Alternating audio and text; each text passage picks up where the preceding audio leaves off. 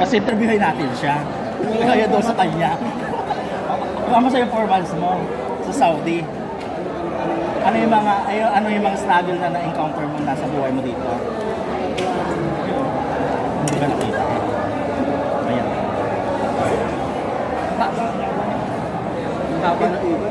Paano okay?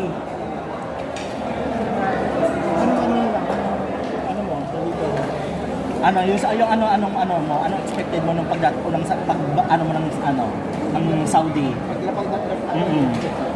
Init. Summer ka dumating. Ramadan.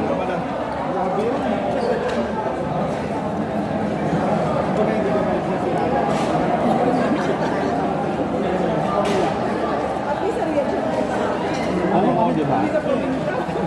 Ako rin talaga. Kaya hindi rin ako. Mas mahirap mapadpad ka sa mga Top G, sa mga hop-hop. Hirap. Buray ka. Right ka. Buray ka kayo dito? Ngayon kung gano'n. Ano isa kayo? Anong company mo? Ang company mo?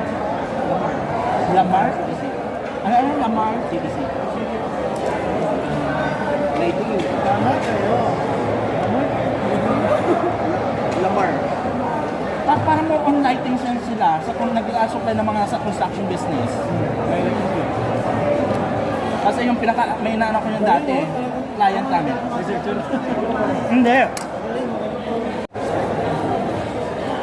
Palaban. Ha? Palaban. Oo, siyempre nga diba, Pilipino tayo, diba? Ako ay Pilipino taas mo kahit kanino, gano'n. Hindi ka pwede magpa-api. Kasi pa magpa-api ka, gusto nga. Papo natin yan. Ay, hindi kuha. Hindi pa kuha nga, Diyos.